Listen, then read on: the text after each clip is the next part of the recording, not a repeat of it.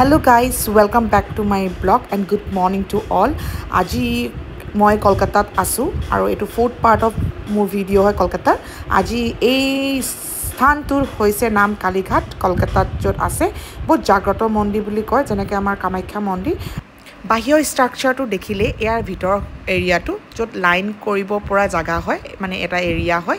বিভিন্ন স্থানৰ পৰা মানুহ আহে দৰ্শন কৰিবলৈ। আমি জেনেৰেলি হেতু লাইনত নোহোমালো যোনটো বেলেগ এটা লাইনত গলো আমাৰ বেলেগ এটা পাথ দিলে এওঁয়ে হৈছে মানুহজন চিনাকি ভিনদেউৰ চিনাকি থকাৰ বাবে আমি জলদি হৈ গ'ল আৰু মন্দিৰৰ ভিতৰত সোমাই দেখিছোঁ বৰ বেছি এটা ভিৰ হয় যেন তেন মানে আমি চাৰিজনে সোমাইছোঁ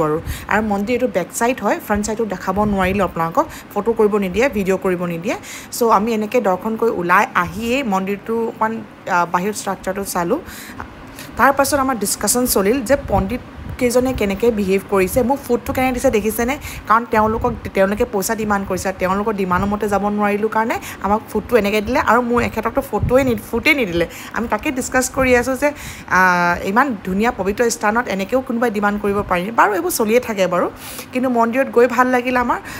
ৰ'ব আৰু এটা কথা ক'ব পাহৰিয়ে গ'লোঁ নহয় মন্দিৰলৈ মই পেণ্ট পিন্ধি যোৱাৰ কাৰণে আপোনালোকে ভুল নুবুজিব মই কলকাতালৈ কাপোৰেই নিয়া নাছিলোঁ পাটৰ কাপোৰ কিছু পিন্ধিবলৈ বেয়া লাগিলে তাতে আকৌ বৰষুণৰ বতৰ আৰু মই ভাবোঁ ভগৱান হৃদয়ত থাকে নহয় জানো আৰু তেনেকৈ আমি ইভিনিঙত আহি মেলি ৰেষ্ট কৰি তাৰপিছত সংগীত পাৰ্টিলৈ গ'লোঁ আজিলৈ আহিলোঁ বাই বাই আকৌ লগ পাম